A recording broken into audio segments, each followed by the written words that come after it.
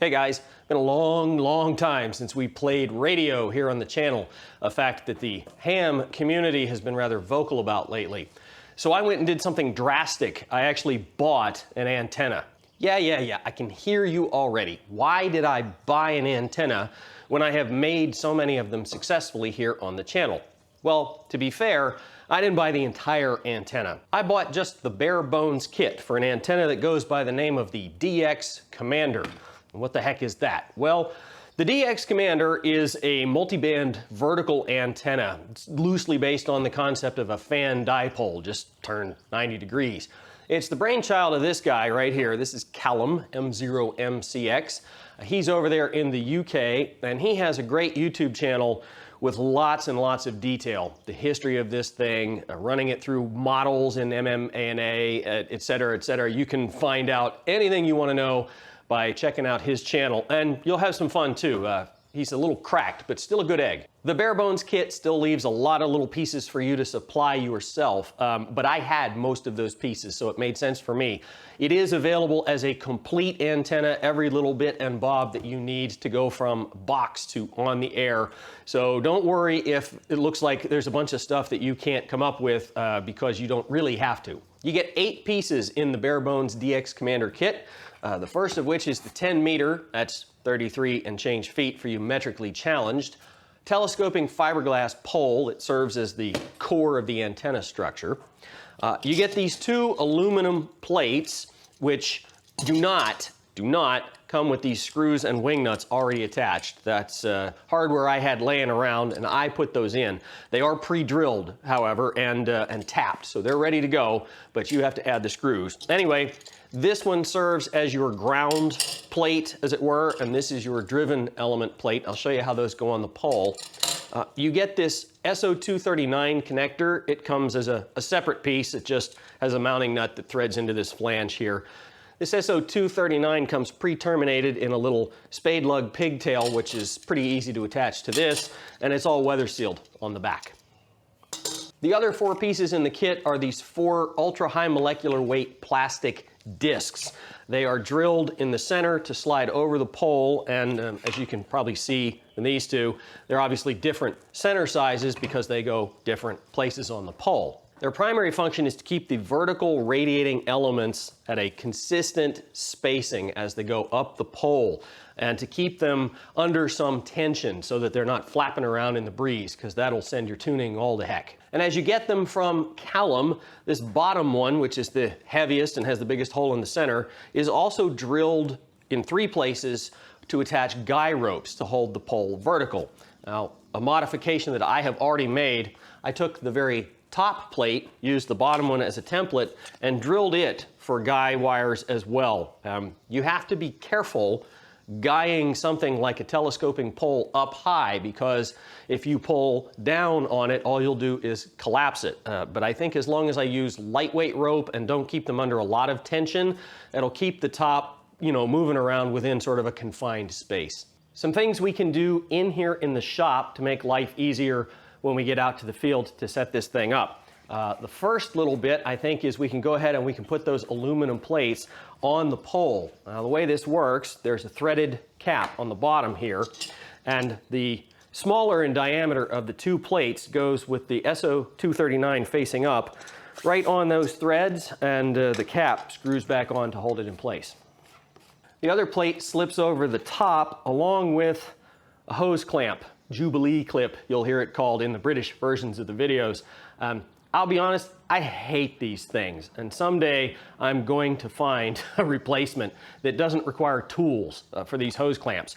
But for today, we're gonna go ahead and slide that on down there. And probably until I find that replacement, what I'm gonna do is I'm gonna pick up a dedicated sized nut driver to just leave in the bag with the Commander so that I don't have to remember to bring this.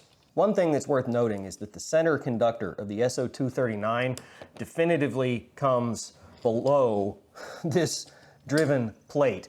So you really need to attach this pigtail to the bottom somehow. Now, in my case, I don't figure to be detaching this too often.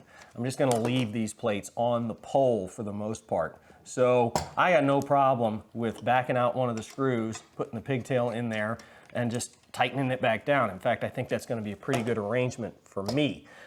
In your case, if you have to take these plates on and off all the time, you are most likely going to want to put some sort of a wing nut or something a little easier to work than a hex-driven screw on the bottom of that plate. With the pole done, we can move on to thinking about the wires that are going to run up and out from it to construct the actual antenna. Over here is my giant spool of wire. It's a long story why I have that, but it's 1,000 feet of 20 gauge 2-conductor speaker wire, which is great stuff for an antenna like this. Its only problem is that because it's pure copper, it will stretch. So if you were going to do this in a permanent kind of an install, eventually your elements are going to get a little bit longer and you'll probably have to replace them. But for temporary, portable, put it up, take it down kind of thing, this stuff is great. And the first thing we need from said wire is radials. Now, Callum, right here, I'll link to it. It has a good video talking about how many radials you really need and does it matter if you only have a couple or they're kind of short or whatever. I'll give you the Reader's Digest version. More copper, more better, but the law of diminishing returns kicks in really hard and fast. By the time you get to somewhere between 20, 30 radials of even a reasonable length, 10, 12 feet, you've achieved 70, 80% of the benefit of an infinite radial field. So you don't have to kill yourself with these things. So what did I do? I went and made up way too many radials. These are bundles of 5 wires. You can see I put a fork connector on the end of here and soldered it.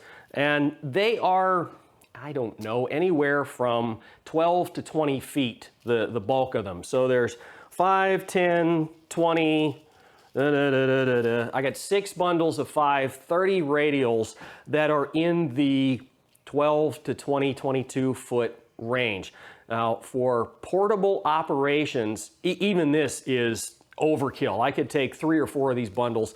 The thing would work fine on 40 meters and up. But because I'm adding an 80 meter inverted L configuration to this, and honestly, I have the wire and the space, so it's not really a big deal. I cut a couple of extras, plus I cut this bundle. There's only 4 radials in here, but these are long. They're really long. These are quarter wave radials for 80 meters. These are never going to travel. These are strictly for use here at home, out on the acreage, and whether I really need them or not remains to be seen, but I have them. The other thing we've got to cut out of that wire is some driven elements. I have one cut here for 10 meters, I have one cut for 20 meters, and I have one cut long for 40 meters. That's because the 40 meter element goes up the pole and back down a little bit, and when you do that, you end up with sort of a hybrid length. It's not really as long as the wire is long, but it's longer than just up to the point where it loops back on itself. It comes out somewhere in between. I don't know exactly where that's going to be, so I left myself quite a bit of extra wire. The other beauty of that is that it ends up giving you a much better tune on 15 meters, which is the 3rd harmonic of 40. So we'll see how that all plays out. I went ahead and crimped and soldered a fork connector onto one end of my driven elements. The other end has a little loop on it, which at the moment is just electrical tape. Once I'm convinced that these things are the right length, I'll go back and replace that electrical tape with some glue line heat shrink tubing. And the loop on the top end of these things is so that I can use this stuff, stretchy shock cord, to go from wherever the element ends up to a hole in the next one of these things and tie it off under just a little bit of tension that will keep the element upright and taut without pulling the pole over sideways. The last thing we can do ahead of time is prepare the guy ropes.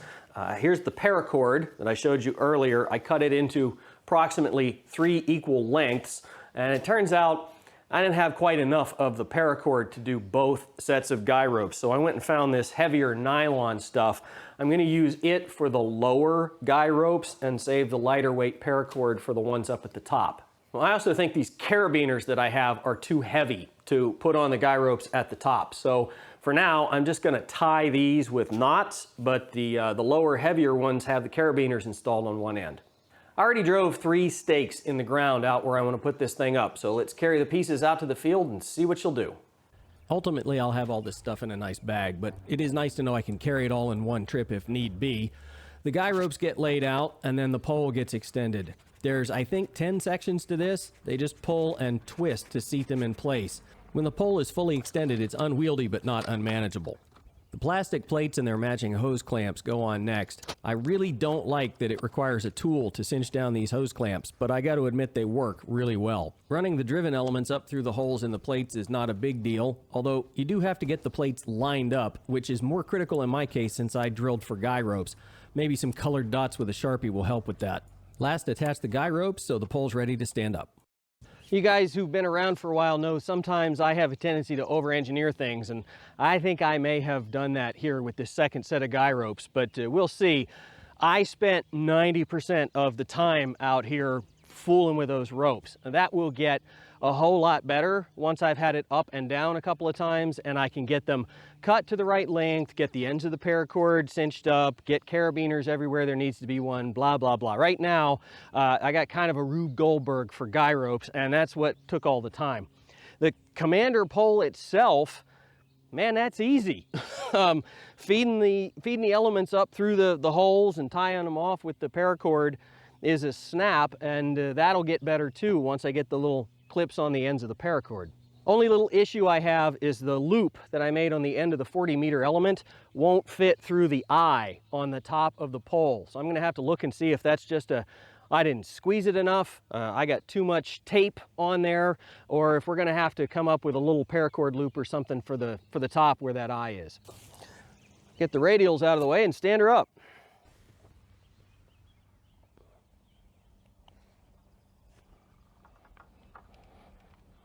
A little trick for those of you doing something like this by yourself. You can scoot the pole until 2 of the guy ropes are tight. Then you really only have to fool with the slack in 1 of them at a time. Well, there she is up with just the guy ropes that were intended by Callum. The top of the pole is nearly vertical.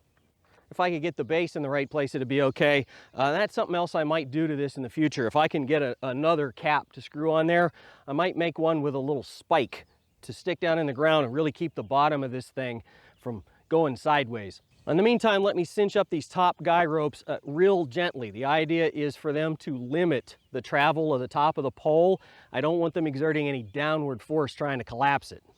Don't know what other DX Commander owners would say, but I like the upper guy lines. Good to have light cord, good to keep them under just moderate tension at most, but they certainly do help to limit the travel of the top of the pole. Now, to be fair, I get a lot of wind up here. You can see probably in the background, we're on top of the hill. 10, 15 mile an hour breeze is a calm day, so your mileage may vary. Last step is to chuck out the radials. Well, this is no doubt the best setup I've ever seen for dealing with a bunch of radials on a portable antenna, but it's honestly still not a lot of fun kneeling in the grass trying to get the fork connector underneath the wing nut and the very bottom plate of the antenna. I'm probably going to build some little pigtails and branch that out to an Anderson power pole to attach to the bundle. For now, since I don't have the 80-meter inverted L element on the pole, I'm not going to put out the ridiculously long radials. There's only 4 of these anyway. And as it is, I have 30 radials of various lengths, but the longest one is 17 to 20 feet, somewhere in there. So there's a bunch of them, but they're not massive. Let me grab a piece of coax and the meter. Let's see how this thing tunes up. I'll see if I can get a shot of the meter and splice it in here, but suffice it to say that everything came out pretty much as planned. The 40-meter band is too long. It's resonant at 6.9 megahertz, which makes it resonant for 15 meters at about 20.4. So I'm going to need to shorten that up to bring both 40 and 15 up where they need to be. 20 meters is spot on. It is resonant dead flat 1.1 SWR at 14.2, and the bandwidth is such that it's well under 2.0 for the entire band. In fact, even the 40-meter band is well under 2.0 for the entire band, even tuned where it is. And the 10-meter band is a little long too. It's resonant at 28.0, even with a 1.1 SWR. I want 10 meters low in the band. The only 10-meter traffic these days is a local ground wave net on 28470. So what I'm going to do is take the pole down. I'm going to shorten both the 40 and the 10-meter elements, and then I think we're going to be in good shape.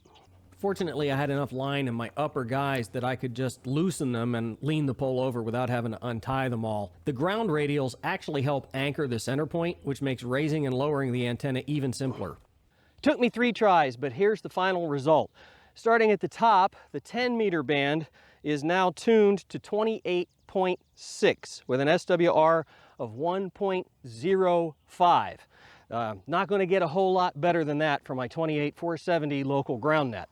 20 meters remains unchanged. It's exactly where I wanted it at 14.2 with an SWR of 1.1, maybe 1.2, depending on how the wind blows. And drum roll, please, 40 meters is tuned to 7.10 megahertz. And the SWR is crazy. It's less than 1.3 across the entire 40-meter band. And with that 40-meter tuning, 15 meters has finally come into shape. It's resonant at 21.050 with an SWR of 1.1. And it, like all the other bands, is well under 2 to 1, closer to 1.5 to 1 across the entirety of the band. So I'd really like to put up the 80-meter inverted L, which, by the way, should give me something at least tunable on 30, but the weather is not cooperating. It's starting to spit and the wind is picking up because there's a front coming over the ridge. So we're going to call that part 1 for the DX Commander. In part 2, we'll add the rest of the elements so that this thing covers all of 80 to 10 and maybe 6, cross your fingers. I'll show you how I'm going to pack this kit because it's designed to be portable, and my ultimate goal is to be able to take it on the bike, so we'll see how that goes. And of course, we'll take some shots of the radio, let you see what the transmitter end of the deal thinks of this whole setup, and if we're lucky, we'll even bag a couple of QSOs in the process. So Callum, if you're watching, brilliant job, mate. Thanks so much for all the hard work putting this kit together. It went up beautifully, it tuned up beautifully, and I have every expectation that it's going to work just as well on the air. Questions or comments, leave them down below. Don't forget to hit that subscribe button while you're there. I'm going to go bag some seat time with my new toy. Maybe I can get one of those good Parks on the Air contacts.